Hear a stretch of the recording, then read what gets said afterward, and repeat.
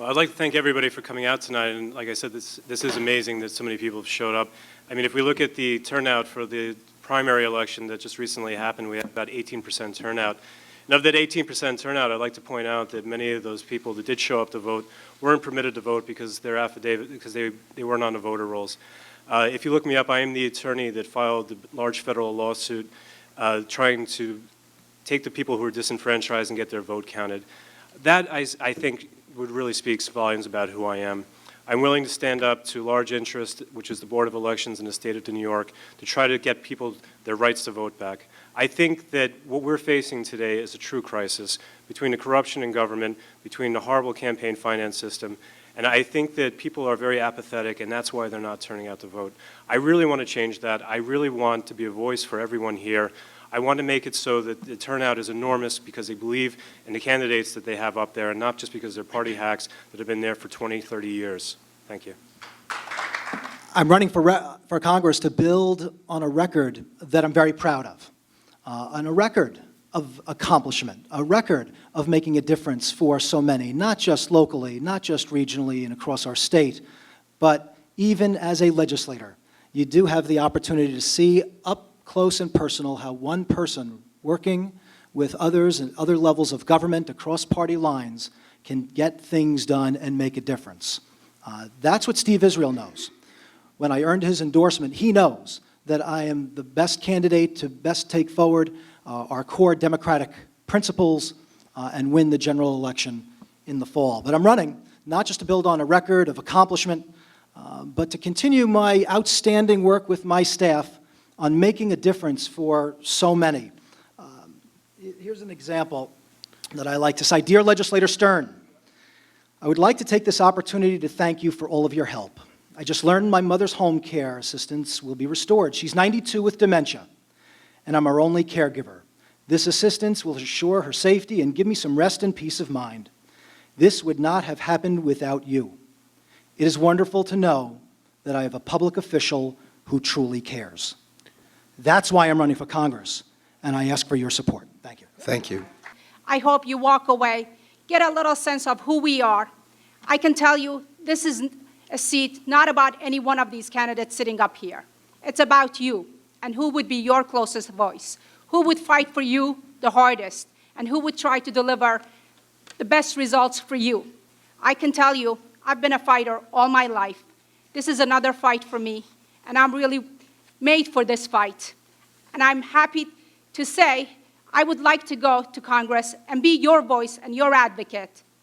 Bring back results, bring back funds to prevent substance abuse, bring back more funds so that we can make sure our borders are very safe, bring back results to make this place more affordable so our next generation can move in and make this a viable place for all of us to live together, for the seniors and the next generation.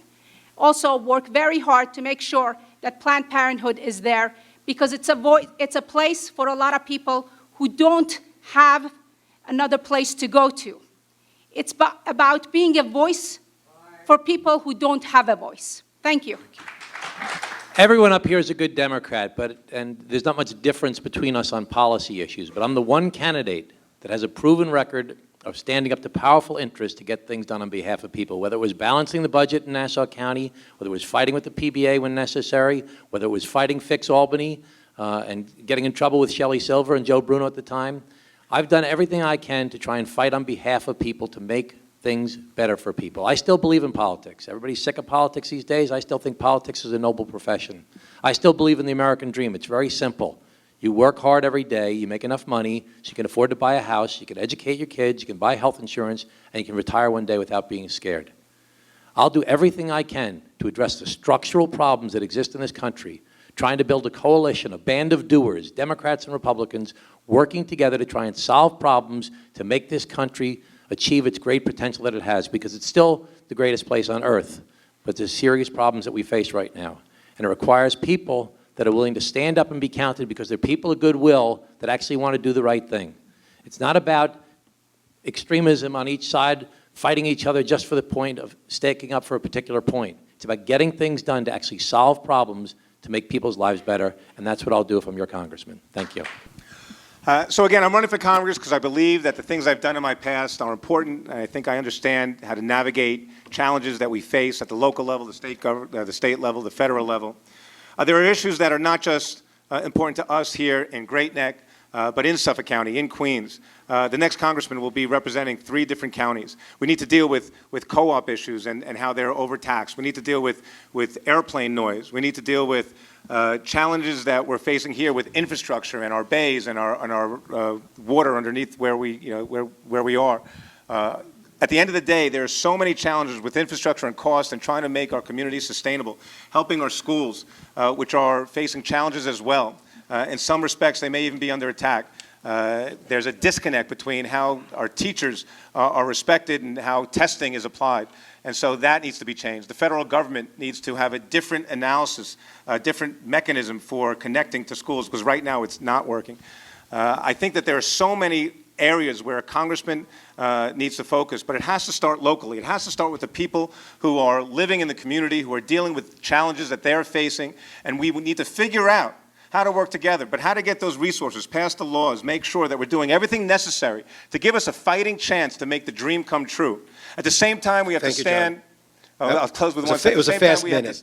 Sorry, you got to move on. We have to stand with each other. I'll leave it at that. There you Thank go.